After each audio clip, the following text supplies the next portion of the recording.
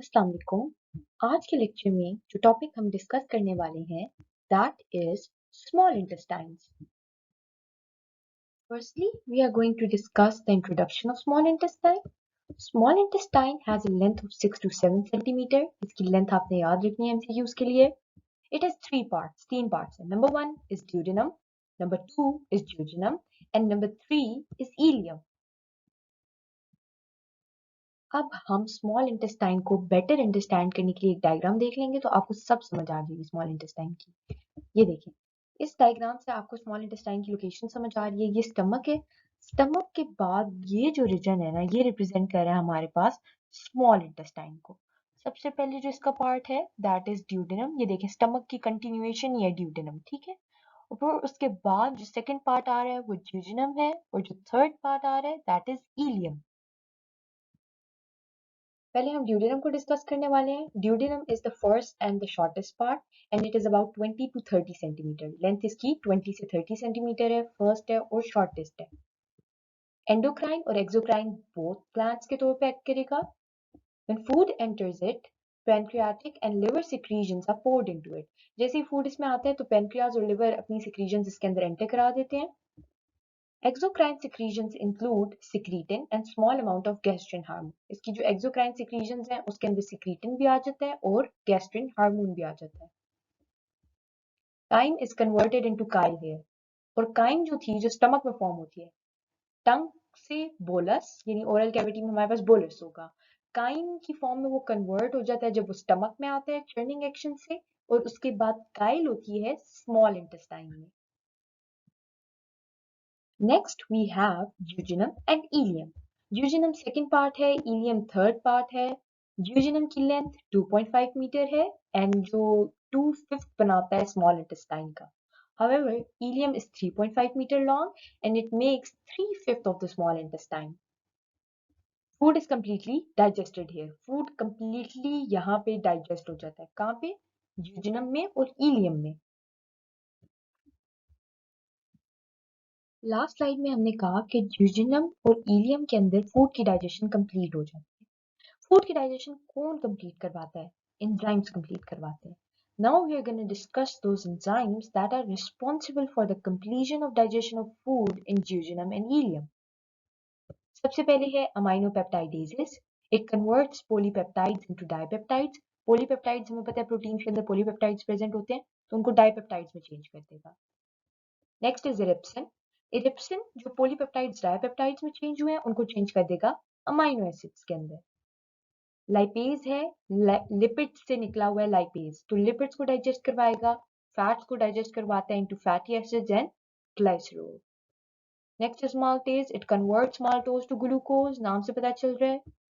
Lactase है, lactose को convert करेगा किसमें? ग्लूकोज में एंड गैलेक्टोज में, ये दोनों उसके मोनोमर्स हैं। एब्जॉर्प्शन ऑफ फूड में ना एक छोटू सा आपके लिए ब्रेन स्टॉर्मिंग का पार्ट है इस स्लाइड में। ये डायग्राम आप देख सकते हैं कि स्मॉल इंटेस्टाइन का एक पार्ट हाईलाइट हुआ हुआ है और उसके अंदर ये फिंगर लाइक प्रोजेक्शंस नजर आ रही हैं, ठीक है। और फिर इन फिंगर लाइक प्रोजेक्शंस का इंटरनल स्ट्रक्चर भी हमें पॉइंट आउट हुआ है। All you have to do is figure out, क्या आपको पता है ये फिंगर लाइक प्रोजेक्शंस कौन सी हैं? You have read them in the past, बस आपने इस स्लाइड के एंड पे आइडेंटिफाई करना है कि आप आइडेंटिफाई कर सकते हैं ये स्ट्रक्चर्स कौन से हैं। We were discussing the absorption of food. Last slide में मैंने आपको एक डायग्राम दिखाई थी। बेसिकली वो जो डायग्राम थी उसके अंदर जो फिंगर लाइक प्रोजेक्शंस थी they are called as villi. अगर आपको पता है विलाय कौन से हैं, that means you have cleared this small quiz. All absorption takes place in the ileum, सारी की सारी एब्जॉर्प्शन इलियम के अंदर हो रही है। Numerous finger like projections present हैं जिसको हम कहते हैं villi and they play an important role in the absorption. They have a velvety appearance and are 0.5 to 1.5 millimeter in length. Appearance के हिसाब से बहुत velvety soft structures हैं और लेंथ इनकी देखें कितनी स्मॉल है, 0.5 to 1.5 millimeter है length. Each villus is covered by simple columnar epithelium, blood capillary network and lymph capillary called lacteals. Her villus जो है ना हमारे पास simple columnar epithelium से covered है, blood capillary network से covered है और lymph capillary से covered है जिसको हम क्या बोलते हैं? lacteal. In order to understand villi, we are going to see its diagram. क्या आप डायग्राम में देख सकते हैं, उन्होंने जूम इन करके आपको दिखाया हुआ है कि विलाई के अंदर बेसिकली है क्या। ये स्टमक का सेल है जो लाइंड है म्यूकोसा से, सब म्यूकोसा से, मसल लेयर से और सिरोसा आउटरमोस्ट लेयर से। विलाई के अंदर यहाँ पे फिंगर लाइक प्रोजेक्शन है। कितनी ज्यादा फिंगर लाइक प्रोजेक्शन है, सबसे पहले आपने ये देखना है।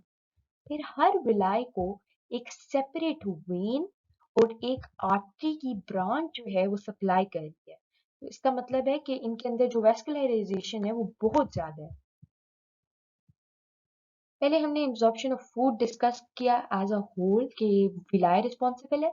अब हम हर फूड के कंपोनेंट को अलग अलग डिस्कस करेंगे। फॉर एग्जांपल कार्बोहाइड्रेट्स हैं, शुगर्स हैं, तो इनकी एब्जॉर्प्शन कैसे हो रही है।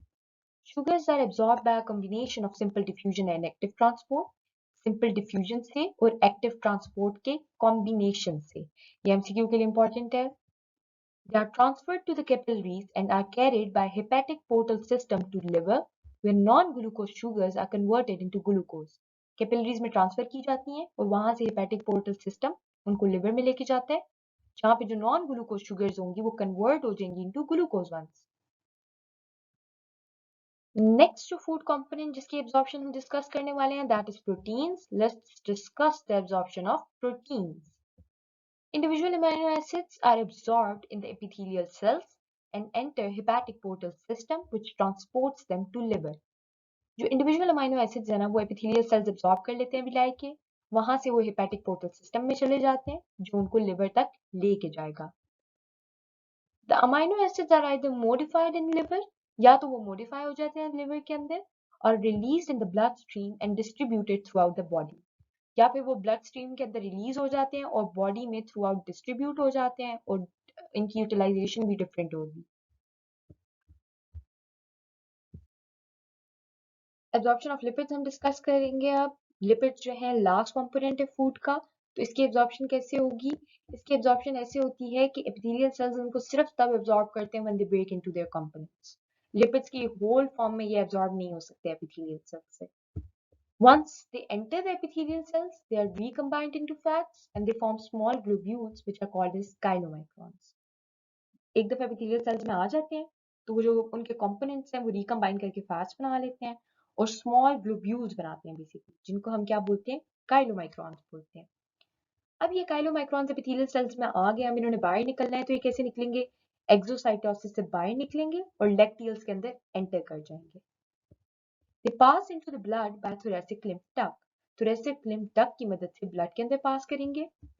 They may be used in respiration or stored as fats in liver, muscles or under the skin.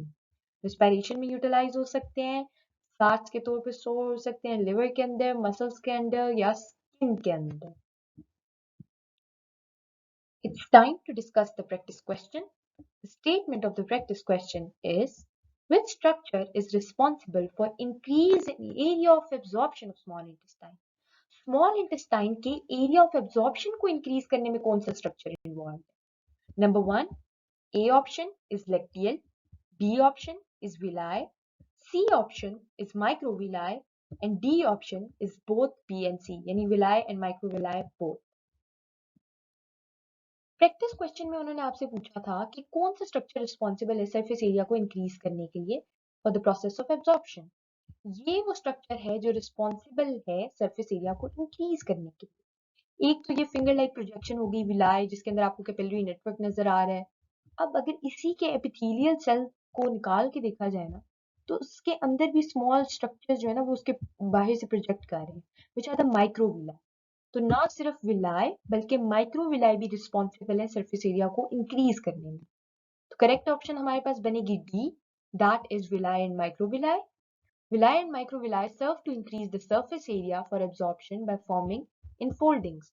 Infoldings बना के ना सिर्फ विलाई बल्कि माइक्रोविलाई भी सरफेस एरिया को इंक्रीज करते हैं। I hope today's lecture was clear. Thank you very much.